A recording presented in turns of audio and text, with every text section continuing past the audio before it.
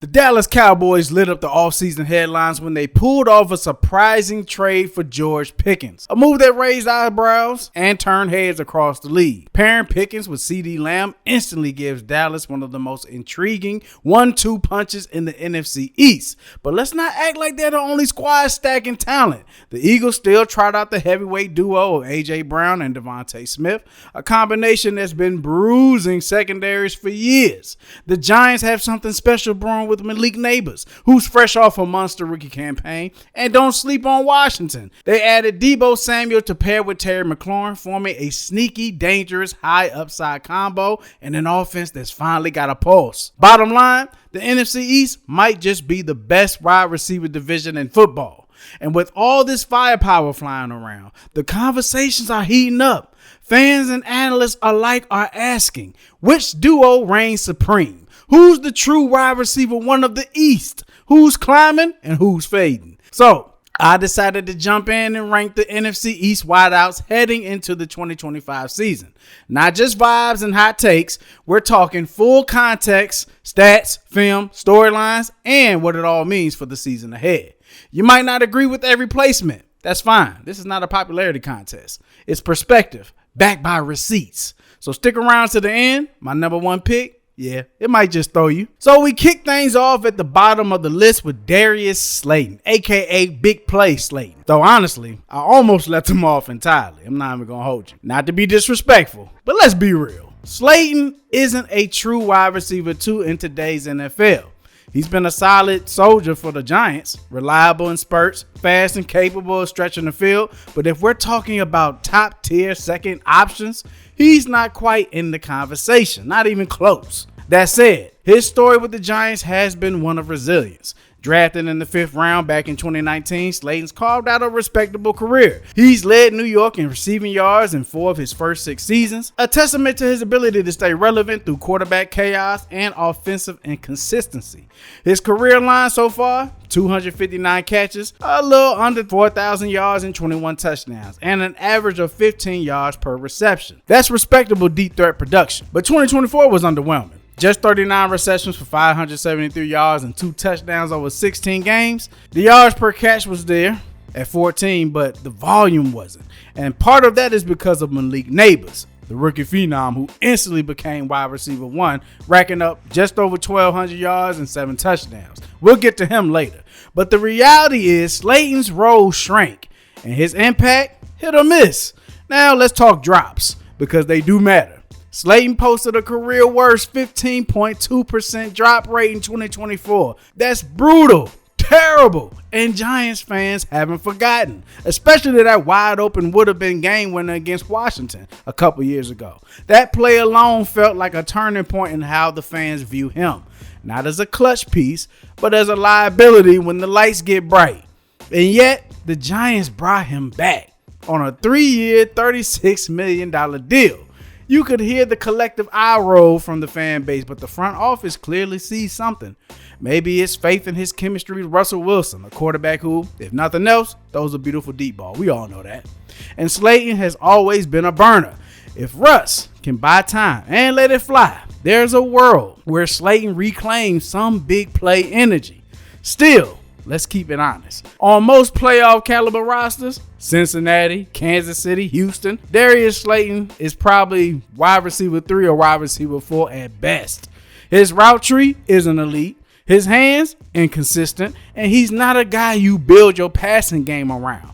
But in this division, with this wide receiver depth, he can sneak onto the list.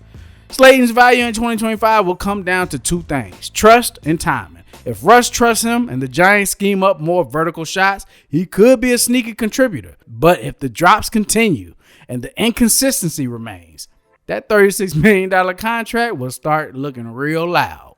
Number 7, I got my man Deebo Samuel. Now, Deebo Samuel enters 2025 at a turning point. Once the league's most dangerous Swiss Army knife, he's now something of a question mark. Still respected, still feared in spurts, but no longer the cheat code he was in 2021. That season, unreal. Over 1,700 yards from scrimmage, 14 touchdowns, and highlight after highlight. But last year in San Francisco, just 51 catches, 670 yards, 3 touchdowns in 15 games. The numbers, they say he's on the decline, but context matters.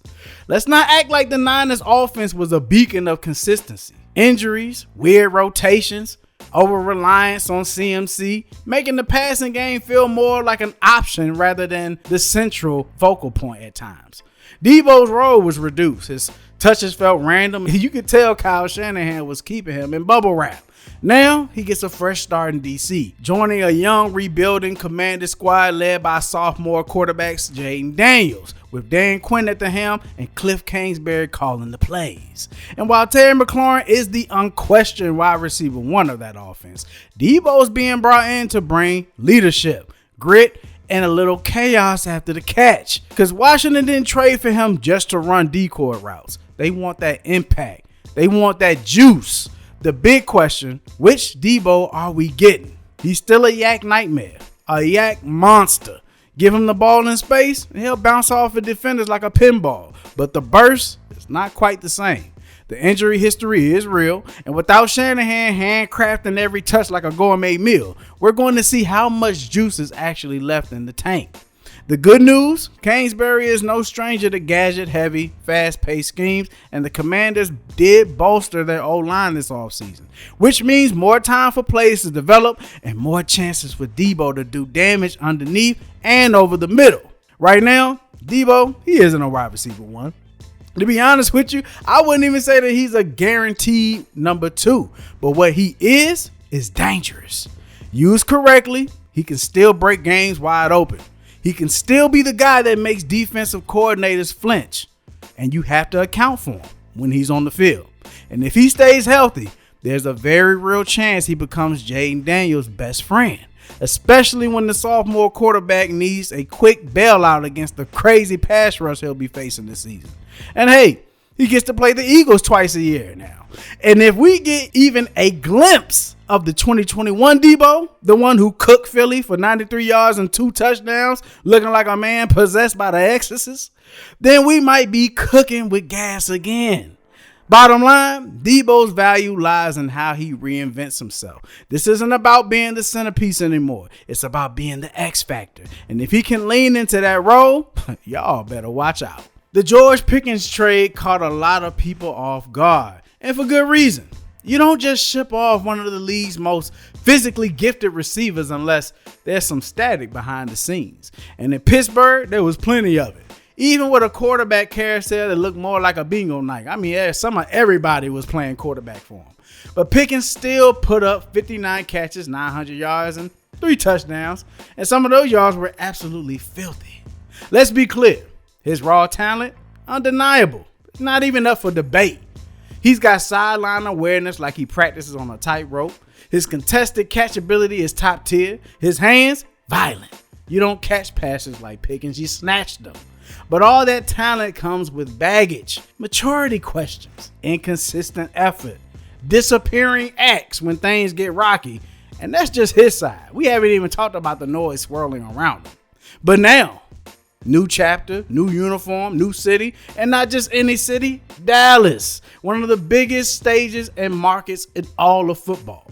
Playing opposite CeeDee Lamb, Pickens is going to see less double coverage and a lot more one-on-one matchups, which is exactly where he thrives. With Dak back healthy and contract year hungry, Pickens has a legitimate shot to finally hit the 1,000-yard mark and maybe quiet some doubters along the way. Let's be real though. This move could go either way. On one hand, he could slide in as the perfect wide receiver 2, stretch the field vertically, and open up lanes for CeeDee Lamb and Jake Ferguson underneath. Basically, do what Brandon Cooks couldn't do consistently last year. On the other hand, he could drift, tune out, and become just another what if in a Cowboys jersey. But here's where things get interesting. He's in a contract year. So this isn't just a chance. It's a prove it season. And if the lights flip on and the motor finally stays running, George Pickens could explode. I'm not even going to hold you. We're talking league-wide buzz. We're talking how did the Cowboys pull this shit off headline. The ball is in his court. If he wants it bad enough, George Pickens very well may climb this list fast, and I'm talking mid-season fast. Number 5, I got my man Slim Reaper Devonte Smith. It's easy to overlook just how consistent Devonte Smith has been since stepping into the league, but if you've been paying any attention, you know the Slim Reaper doesn't miss. The 2021 Heisman winner has quietly put together 3 rock-solid seasons in Philly, and his campaign in 2024, sneaky good. 68 catches, 833 yards, 8 touchdowns, and that was just in 13 games. Now, let's be real. He's not the flashiest name on this list. He's not built like a Greek god like some, and he doesn't bulldoze defenders after the catch. But what he does bring is elite level finesse, precise footwork, and a football IQ that's borderline surgical. It's no wonder why he's calling himself the greatest college wide receiver of all time. Who's going to debate him? Who you even going to try to say he's not better than? I'll wait. Anyway, his route running is so smooth it should be illegal. He knows how to set defenders up, how to snap in and out of breaks, and how to live in the soft tissue of zone coverage. And even though he's undersized, he's not soft. Smith doesn't flinch in traffic. He'll take a hit over the middle. He'll toe tap with 2 defenders draped on him. And he's low-key one of Jalen Hurts' most trusted third down targets. He's clutch. The kind of receiver who shows up when it's 3rd and 8, game on the line, season in the balance. That's when the Slim Reaper puts on the cloak. The only reason he's sitting at the number 5 spot is because their guys ahead of him are either wide receiver 1s on their team or they've got that game-breaking ability that tilts the field. Smith, for all his talent, can still disappear sometimes, and I know this pain personally, having drafted him in fantasy more than once. That November stretch last year, 3 straight games under 50 yards, bro was straight up Casper and was pissing me off. But don't get it twisted. Devonte Smith is a top 20 wideout in the league. In most other divisions, he'd be a clear top 3. And if A.J. Brown ever misses time, Smith has the juice to slide right into that wide receiver 1 role and go crazy.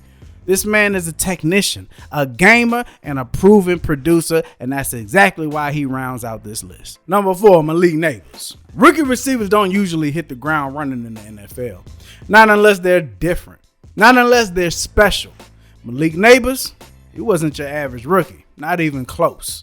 The 6th overall pick in the 2024 draft wasted 0 time establishing himself as the clear-cut focal point of Brian Daboll's offense. And when I say focal point, I mean the guy.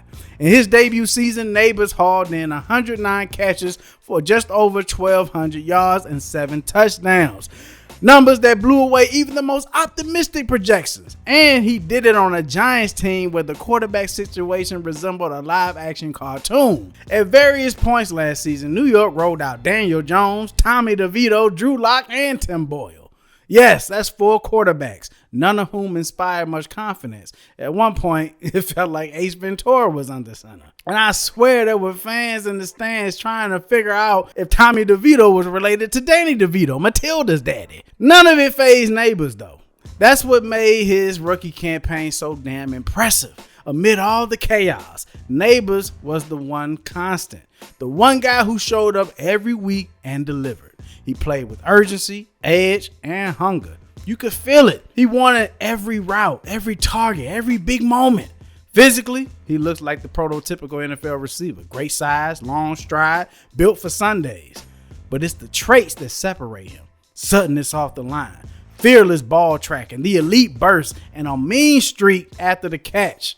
His release package is already advanced, unusually polished for a first-year player, and he runs with a purpose once the ball is in his hands. He's not just trying to gain yards, he's trying to punish you, he's trying to score.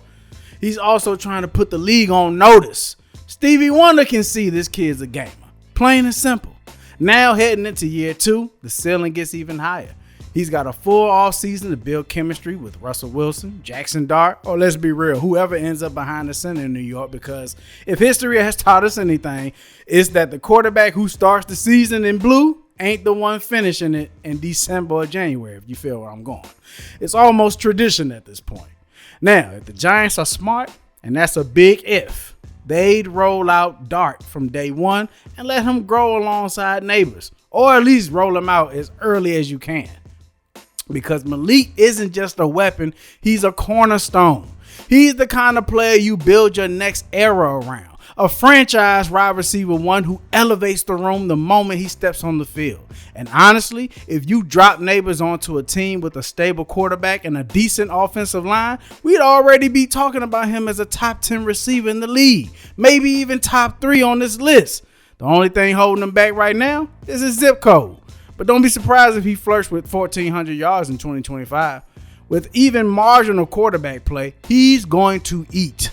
The tools are there. The confidence is there. The fire is definitely there. And if the Giants don't fumble the bag, Malik Neighbors might just become the next superstar wideout to take over the entire NFC East. He's that damn good. A.J. Brown is one of the most physically imposing receivers in football. At 6'1", 226 pounds, he plays like a damn running back after the catch. And over the last 2 seasons, he's built a reputation as one of the league's most consistent deep threats.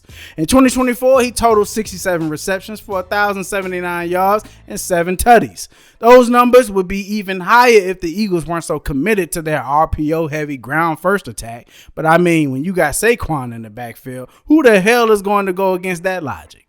A.J. Brown is the tone setter for the Eagles offense. He bullies corners, dominates on slants and fades, and draws safety help on nearly every snap. His presence alone forces defensive coordinators to alter game plans. But he's more than just a vertical threat. He's a complete wideout who can win at all 3 levels. There's a certain violence to the way AJ plays, and I love it. I hate it from a Commanders fan point of view, but I love it if we just talking ball. He's not just trying to beat you, he's trying to embarrass you. Y'all remember what he did to Emmanuel Forbes? Had that boy crying on the sidelines, and his stick figure ass was never right after that. But back to A.J. Brown. Whether it's shedding a press corner at the line, bodying someone on a back shoulder fade, or dragging 2 defenders 12 yards after contact, his game is built on power, precision, and that dog mentality. When he's locked in and getting targets early, the old Eagles offense takes on his energy. They start playing like bullies, and that's what he does. He sets the emotional tone. Still, there are moments where he disappears for stretches. In a few key games last season, Brown was either neutralized or underutilized, sparking some tension on the sidelines. And let's keep it real. Anytime you see him with that damn inner excellence book on the bench, it's usually because he's frustrated as hell and the offense has lost its rhythm. That's become the meme now. The book's out, so something's wrong. Now, I can already hear Eagles fans getting their panties in a bunch, wondering why he isn't at the very top of this list. Look, I'm giving dude his flowers, but let's not act like he doesn't have elite talent all around him. An elite O-line that allowed the 3rd fewest sacks last season, a monster in Saquon behind him, the perfect number 2 receiver to complement his game in Devonte Smith. I mean, damn! Come on now. Show me the weak link. Notice I didn't say anything about the quarterback, though. But out of all the guys in the division, AJ is part of the most complete team from a roster standpoint. And that's not a knock. It's just facts. A couple other guys on this list have been carrying franchises on their backs without half the help. You drop AJ into one of those situations and yeah, it's a different conversation. But until then, you got to take the full picture into account. Heading into 2025, Brown's mission is very clear. Remind people that he's one of the top 5 receivers in the NFL. Period. He's got the resume. He's got the skill set. Now it's about consistency. If the Eagles stabilize their offensive rhythm and Brown gets consistent targets, none of this feast or famine stuff, he could very well reclaim the dominant wide receiver crown in this division. He's that good. But for now, I've got him sitting at number 3. Terry McLaurin has spent the last 5 seasons quietly balling out on bad teams with worse quarterback situations. I mean, he's been playing with straight scrubs. Case Keenum, Taylor Heineke, Carson Wentz, Sam Howell, Alex Smith with the peg leg, Dwayne Haskins, God rest his soul. It was like old boy was cursed or something. Never played with a competent online, subpar run game at best, and he's never had a number 2 receiver opposite of him to take defense's attention off of him. Yet, he still produced 4 straight seasons of 1,000 yards or more. In 2024, everything changed. With Jaden Daniels under center, McLaurin finally got a taste of competent quarterback play, and he responded with a career high 82 catches, for 1,096 yards and 13 tutties, the second most in the entire league. McLaurin didn't just produce, he dominated. Red zone, sideline, intermediate, deep ball, he did it all. What makes McLaurin so special is his polish. His route running is pristine. His body control, elite. And his hands, strong as hell and reliable in traffic. Unlike some other wideouts who feast on scheme, McLaurin manufactures his own separation. He's a technician, and he plays way bigger than his frame. And let's talk about mentality. McLaurin plays angry. He plays like a man who's been overlooked one too many times. Like he remembers every single name they've ranked ahead of him in every top 100 wide receiver list over the past 5 years. Or we'll say top 100 players list. You watch the tape, he doesn't run routes, he carves defenders. His footwork is efficient, sharp, and precise, and his sideline awareness is almost unfair. The kind of guy that can maul you and tap both toes in one motion. McLaurin is in the perfect position to ascend even further.